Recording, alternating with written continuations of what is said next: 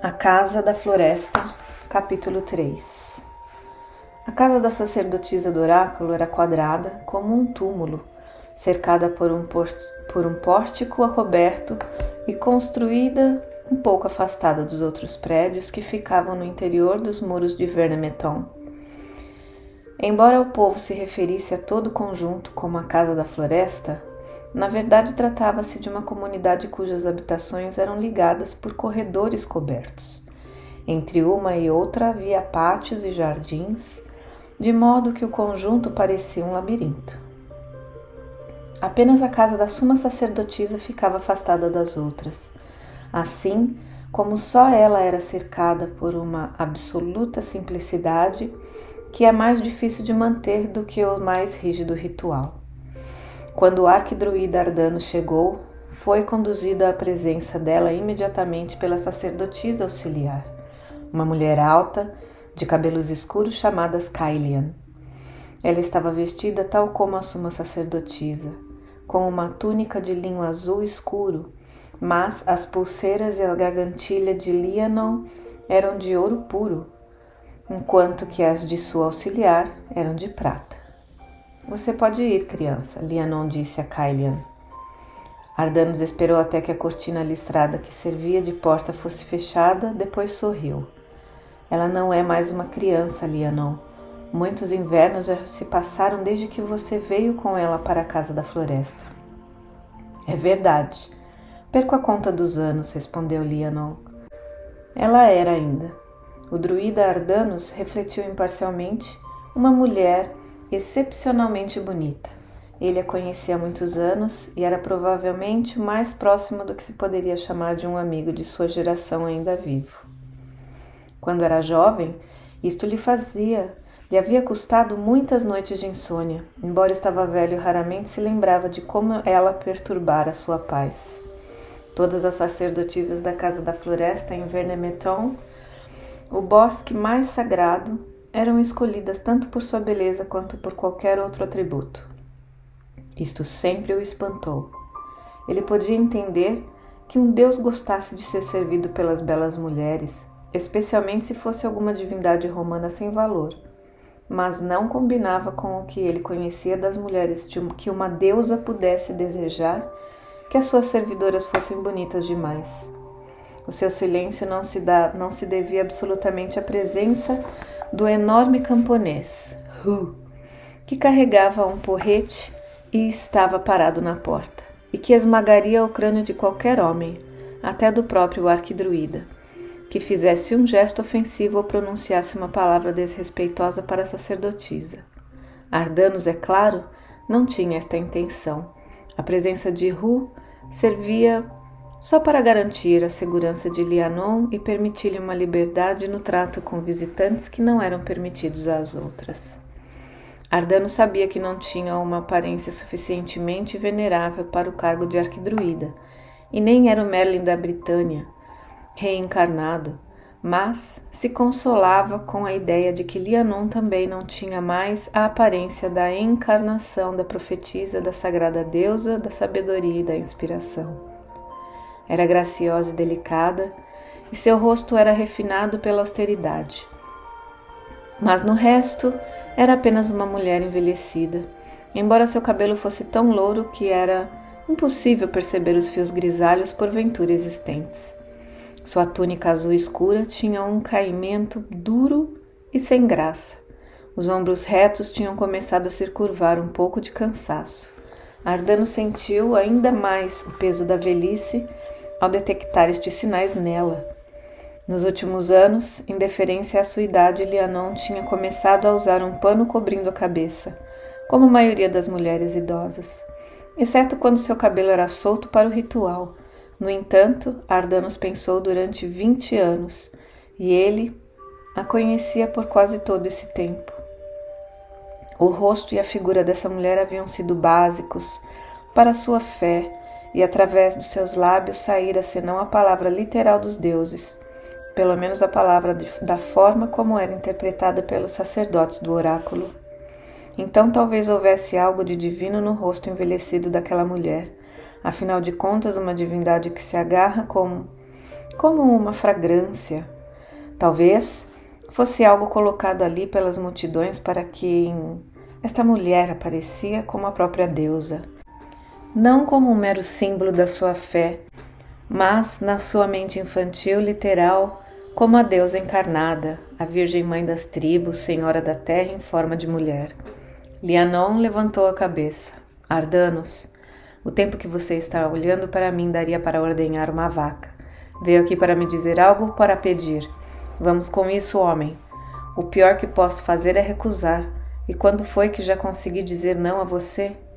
E estas eram as palavras da divindade, pensou Ardanos, contente em cobrir com um manto de cinismo um estado de espírito que começava a tornar-se opressivo. Perdoe-me, Santíssima Senhora, disse brandamente. Os meus pensamentos estavam longe. Ele viu a surpresa dela quando tornou a levantar-se.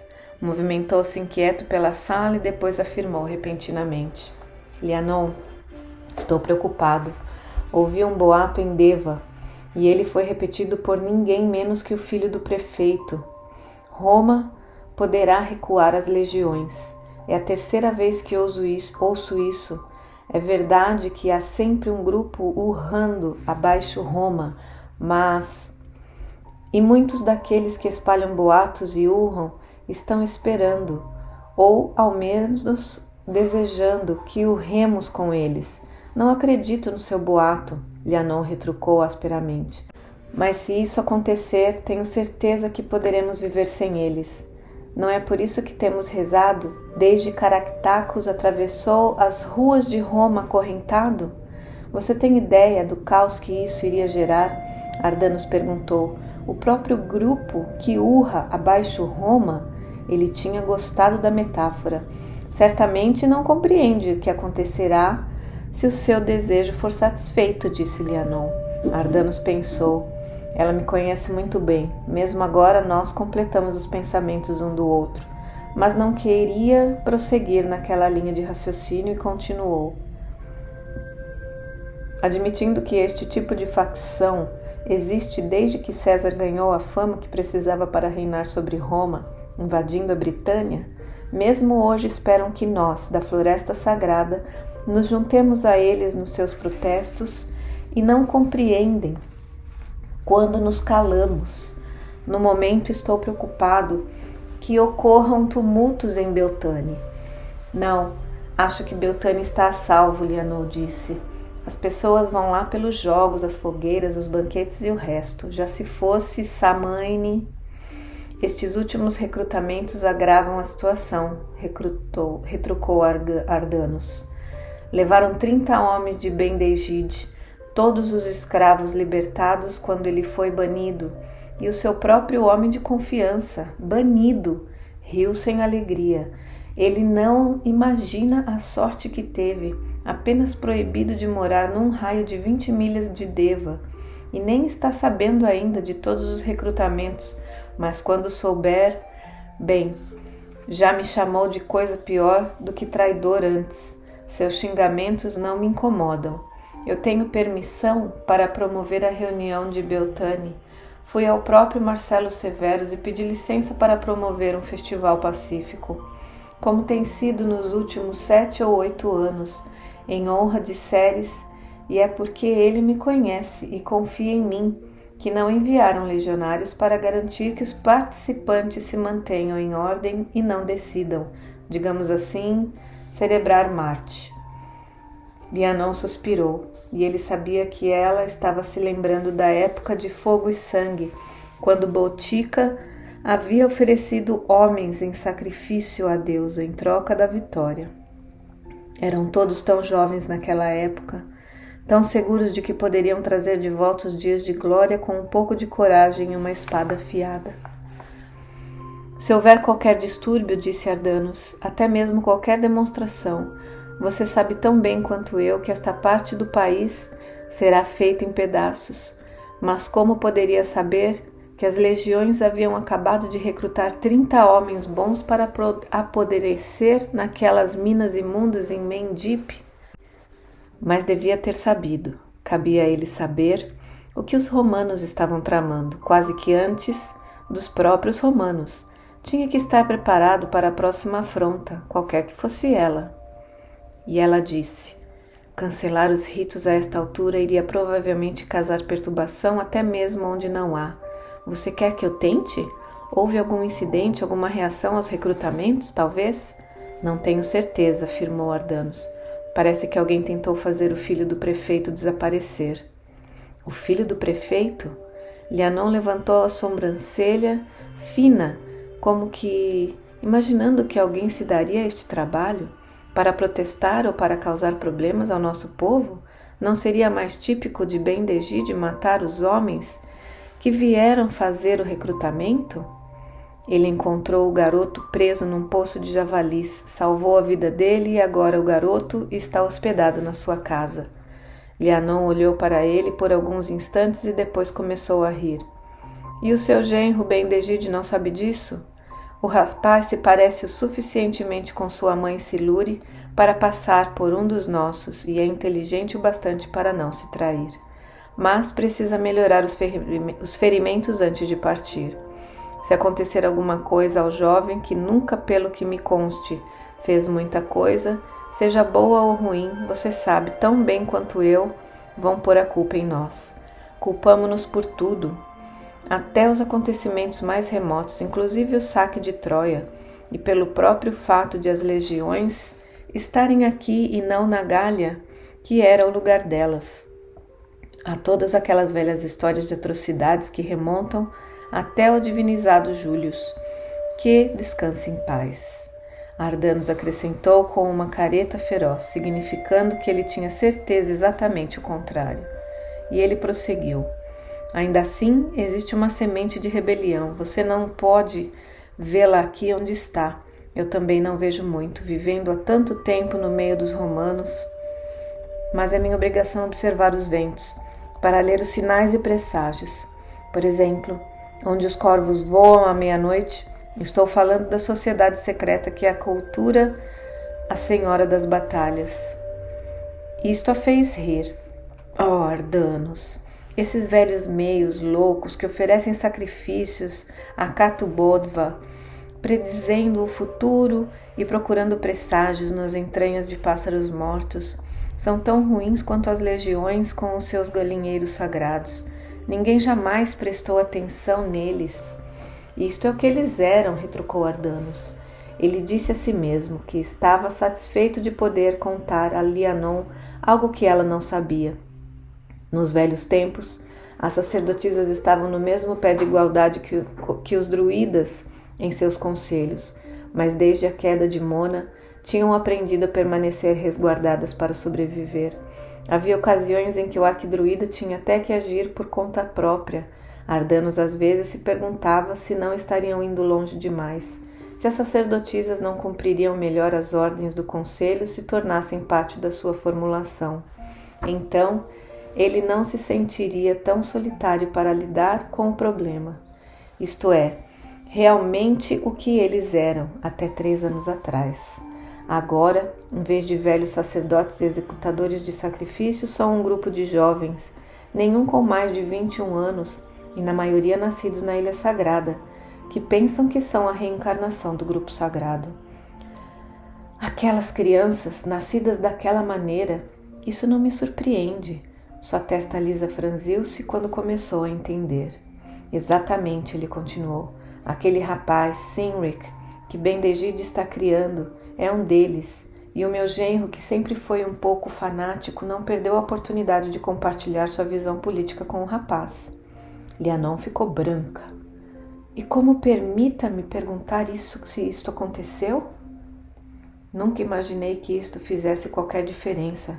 Foi antes da minha filha Reis casar-se com Ben-Degid. Eu não o conhecia muito.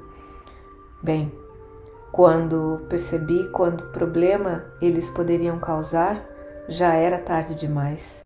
Cynric está decidido a continuar do ponto em que seu pai adotivo parar.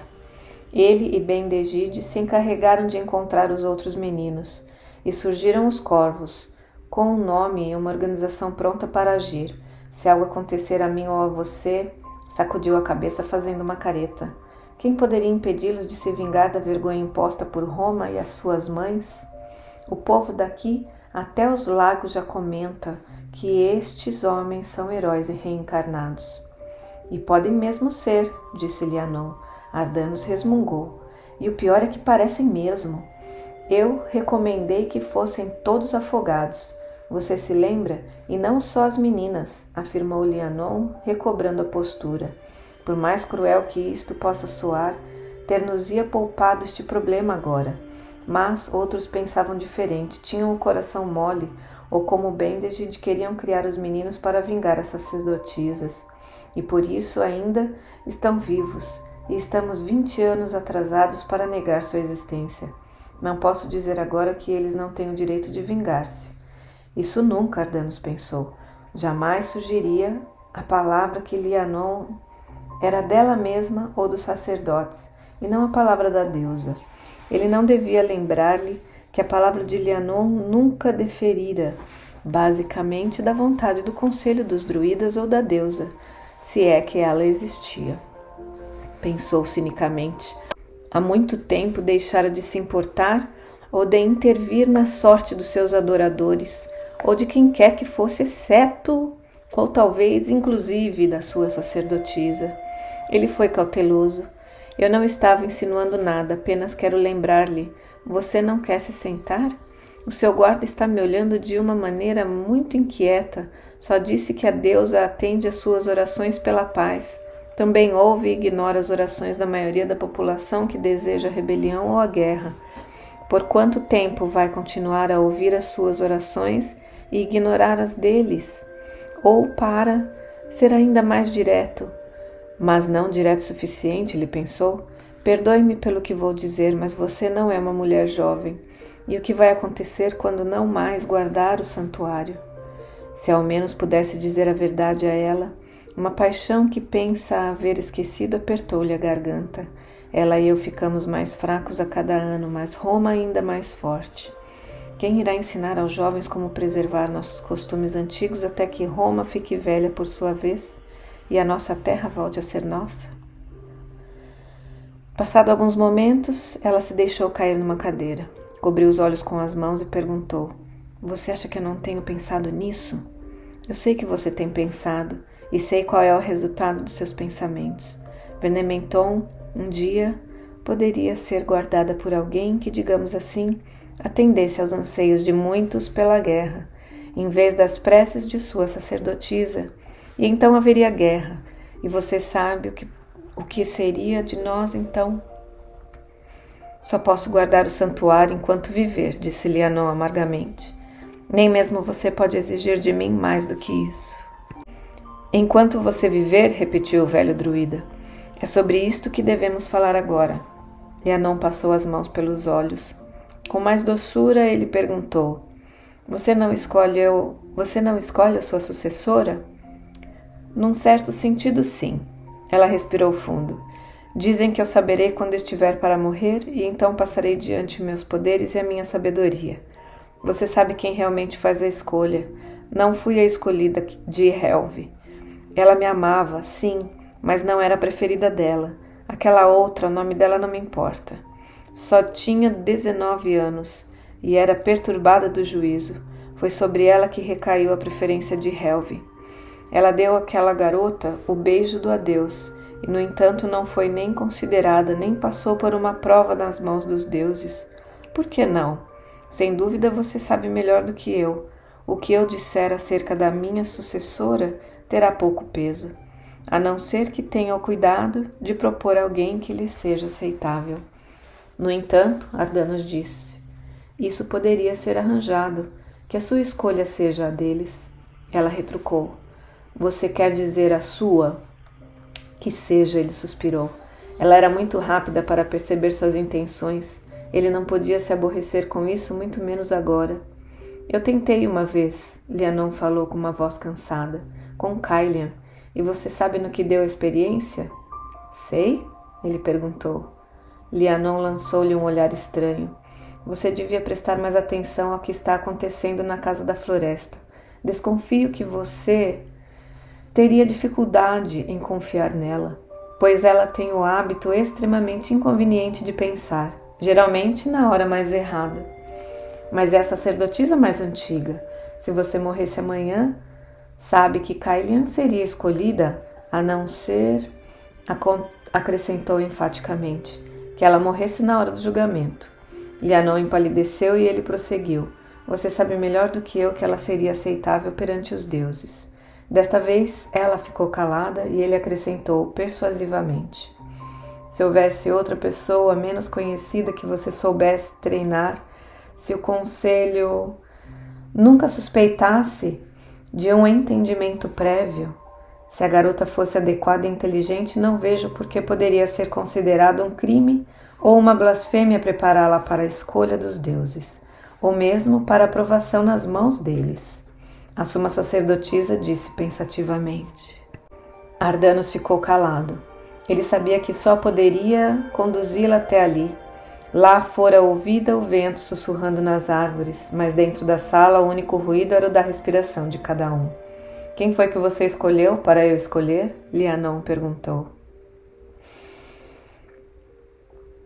Durante os 3 dias que precediam os festivais, em que ela comparecia como a voz da deusa, a suma sacerdotisa ficava isolada, sendo atendida apenas pela sacerdotisa de sua escolha, descansando, meditando e purificando-se. Cailian, que quase sempre ficava com ela, apreciava este período de isolamento. O abrigo da Casa da Floresta podia ser sufocante e sempre que tantas mulheres, por mais santas que fossem, viviam juntas, era inevitável que houvesse conflitos de vez em quando. Mas agora estava achando difícil desligar-se das lembranças do mundo externo. Ela colocou um mingau de aveia, misturando com nozes para ficar mais nutritivo, uma vez que a suma sacerdotisa não podia comer carne durante o período de purificação, numa tigela de madeira, e ofereceu a Lianon. O que Ardanos queria com você? Cailian percebeu, e a amargura de sua voz, mas não conseguiu refrear as palavras. Não esperava vê-lo aqui antes do dia do festival. Você não deve falar assim do arquidruída, criança. Lianon balançou a cabeça com uma expressão carrancuda. Ele suporta uma carga muito pesada. E você também, Cailion retrucou asperamente. E ele não a torna mais leve com as suas exigências. Lianon deu de ombros e Cailion tornou a pensar no quanto aqueles ombros eram frágeis para suportar o peso de tantas esperanças e temores. Ele faz o melhor que pode, suma sacerdotisa disse como se não tivesse ouvido. Ele se preocupa com o que pode acontecer depois que eu me for. Cailian olhou para ela, alarmada. Dizia-se que a sacerdotisa, especialmente de classe elevada, sabia quando estava na sua hora. Você viu algum presságio? Onde ele viu? Ou ele viu? Lianon sacudiu a cabeça impaciente. Ele falou de modo geral. Mas alguém tem que pensar sobre estas coisas. Ninguém é imortal e quem me suceder terá de iniciar seu treinamento em breve. Por alguns instantes, Cailian olhou para ela e depois riu. Devo entender com isso que nenhuma de nós que já foi treinada é aceitável, especialmente eu. Não precisa responder. Eu sei que você só irá defendê-lo na verdade, não me importo. O título de suma sacerdotisa não compensa o sofrimento que tenho visto você passar durante todos esses anos. Especialmente, ela pensou, já que a sua glória era vazia por Lianon ter optado por não exercer o seu poder. Lianon fez um movimento de inquietação e Cailian percebeu que estava se aproximando demais de um terreno proibido. Ela era mais chegada do que uma filha à mulher mais velha, desde antes de sua primeira menstruação. Isto há mais de 20 anos. Então sabia o quanto Lianon se apegava às ilusões que amorteciam a sua realidade. Outra mulher poderia ter perguntado a Cailian o que ela queria em substituição. Cailian apertou os lábios com amargura enquanto recolhia o prato de mingau pela metade, pois na realidade nem ela mesma sabia. Seu coração, que dizia que servir a deusa devia ser mais do que aqueles rituais formais com suas torturantes sugestões de poder. Os ensinamentos secretos dos druidas incluíam histórias de uma época remota, em que sacerdotes de uma terra perdida, hoje submersa no mar, vieram para a Britânia. Eram mestres da magia e, ao se casarem com mulheres das linhagens reinantes do povo da terra, e mais tarde das famílias de cada grupo de conquistadores. O velho sangue e a velha sabedoria foram preservados, mas os mais sábios dentro daquelas tradições haviam morrido em Mona, levando com ele seu conhecimento. Às vezes Kailian achava que o que aguardavam na casa da floresta eram apenas migalhas daquela grandeza. A maioria das mulheres se contentava com sua magia insignificante. Mas, de vez em quando, Kailian tinha a estranha sensação de que devia haver mais. Havia dito a verdade a Lianon. Não queria ser a sacerdotisa do oráculo. No entanto, se não era isso o que queriam, o que era então? Está na hora das nossas orações matinais. A voz de Lianon trouxe-a de volta à realidade. A mulher mais velha segurou-se na mesa e levantou-se.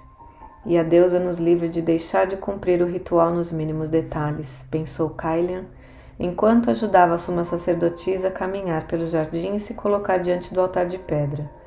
Enquanto Kailian acendia o lampião do alto da pedra e trazia as flores para colocar diante do altar, Lianon sentiu uma certa paz, voltando ao seu espírito e comentou: Veja, tu vens com a madrugada, enfeitada de flores. O teu esplendor sobressai sob o sol e o fogo sagrado, Kailian respondeu. Surgindo no leste, tu vens trazer nova vida ao mundo. A voz da suma sacerdotisa parecia ficar mais jovem, mais pura, e Kailian sabia que se olhasse para ela, veria as marcas da idade desaparecendo do rosto, até que a beleza da deusa donzela resplandecesse nos seus olhos. Naquela altura, o mesmo poder invadia seu coração. As flores nascem onde pisas, a terra fica verde por onde passas. Como já havia feito tantas vezes antes, deixou que o ritmo do rito a carregasse para um lugar onde só existia a harmonia da Senhora. Na manhã do festival de Beltane, Eilan acordou antes do amanhecer na casa das mulheres, onde dormia com suas irmãs. A sua cama, emoldurada de madeira presa por tiras de couro cru e coberta de peles e belos cobertores de lã, era construída ao longo do telhado, inclinado coberto de sapê, de modo que ela podia levantar a mão e tocá-lo. Ao longo dos anos havia alargado uma fenda que havia no reboco de argila, pela qual podia espiar. Lá fora, a luz de um amanhecer de início de verão começava a surgir. Com um suspiro, tornou a deitar-se, tentando lembrar-se dos seus sonhos. Teve alguma coisa a respeito do festival e depois a cena tinha mudado. Aparecera uma águia, um cisne, e depois teve a impressão de que a águia também tinha se transformado em um cisne, e ambos saíram voando. A pequena Senara ainda dormia. Ela estava mais perto da parede porque ainda era pequenina e podia cair da cama. Seus joelhos pontudos espetavam as costas de Eilan. Do outro lado do quarto, Mairi, temporariamente colocada junto com as irmãs, até saber o paradeiro de Rodri. Dormia com seu filho, na ponta de Eda, seu cabelo solto cobrindo o rosto e a roupa coberta de modo que Eilan podia ver em volta do pescoço a corrente com o anel de Cynric. Reis e Bendegid ainda não sabia que os dois estavam comprometidos um com o outro. O segredo deixou Eilan inquieta. Mas eles pretendiam anunciar o fato durante o festival e pedir à família para iniciar as complexas negociações referentes a dotes e acordos para que pudessem casar. Pelo menos Cynric não tinha nenhum parente vivo, o que tornaria tudo muito mais simples. Além das camas, só havia no quarto um banco fixo na parede e a cômoda de madeira, onde as moças guardavam suas roupas de dormir e os adornos de festa. Ela pertencera a Reis desde solteira, e ela sempre dizia que quando Dieda ficasse noiva seria parte do seu dote. Eilan não se importara, porque outra cômoda, igualmente bonita, já estava encomendada para ela ao velho Vá, o marceneiro. E no devido tempo, haveria uma para a Senara. Ela vira as pranchas do carvalho serem polidas até brilhar, e o pino de madeira tingidos para não aparecer. O bebê gemeu sonolento, depois começou a berrar, e Mairi ergueu-se com um suspiro, seu cabelo encaracolado formando uma auréola ao redor do rosto. Ela se levantou para trocar-lhe a fralda, depois voltou e deitou-o na cama. Ele resmungou e ela o acariciou. Eilan calçou seus sapatos de sola de madeira e disse: Ouçam, mamãe está aí fora. Acho melhor nos levantarmos. Enfiou o vestido e Dieda abriu os olhos e afirmou: Eu me visto num minuto. Mairi riu. Vou ajudar Reis, assim que terminar de dar mamar ao bebê. Você e Eilan podem ficar aqui, se embelezando para o festival. Se algum dos rapazes despertar o interesse de vocês, é melhor que estejam preparadas para brilhar. Sorriu bondosamente para as garotas. Dieda, com 2 irmãos mais moços em casa, não estava acostumada a ser mimada, e todos contribuíram para agradá-la sempre que ela estava lá. Depois que Mairi e o bebê saíram do quarto, Dieda sorriu e disse sonolenta: Hoje é mesmo o dia do festival, pensei que fosse amanhã. É hoje, brincou Eilan, e você e Cynric vão ficar noivos. Você acha que Bendegeed vai aprovar? Dieda perguntou. Afinal de contas, ele é pai adotivo de Cynric. Se seu pai consentir, a opinião do meu não vai importar muito. Eilan observou astutamente. Se desaprovasse a amizade de vocês, já teria dito antes. Além disso, sonhei hoje com você e Cynric no festival. Foi mesmo? Conte-me. Dieda ergueu na cama, embrulhada nas cobertas, pois o ar estava frio. Não me lembro muito, mas seu pai estava contente. Você tem certeza de que quer se casar com meu irmão? Se tenho, Dieda confessou com um ligeiro sorriso. E Eilan sabia que ela não diria mais nada. Eilan brincou. Talvez eu deva perguntar a Cynric. Ele deve ter mais do que dizer. E riu. Talvez não, retrucou Dieda. Ele também não fala muito sobre isto. Você não quer casar com ele, quer? Eilan sacudiu a cabeça enfaticamente. Ele é meu irmão. Se tivesse que casar, certamente aqueles brutamontes que costumava pôr sapos na sua cama e puxar seu cabelo seria o último rapaz que ela escolheria. Isso não é verdade, você sabe, Dieda disse. Ele é meu irmão adotivo e isto é quase a mesma coisa, Eilan corrigiu. Se papai quisesse que nós nos casássemos, não o teria adotado. Ela pegou um pente de osso e começou a destrançar seu cabelo dourado. Dieda tornou a deitar-se com um suspiro. Suponho que Lianon estará no festival, falou depois de algum tempo. É claro que sim, a Casa da Floresta fica ao lado da fonte da base da fortaleza, mas por quê? Não sei. Agora que estou pensando em casar, fico arrepiada só de pensar em passar a vida naquele jeito.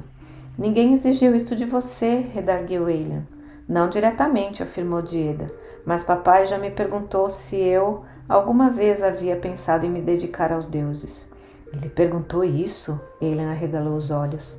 Eu disse que não, mas passei semanas tendo pesadelos sonhando que havíamos brigado e ele tinha me prendido em uma árvore oca. Eu realmente amo Cynric. De qualquer maneira, não suportaria passar a vida inteira na Casa da Floresta ou confinada em qualquer outra casa. E você? Eu não sei. Talvez, se me convidassem, concordasse. Ela recordou como as sacerdotisas se movimentavam durante o festival, tão serenas nos seus vestidos azul escuros.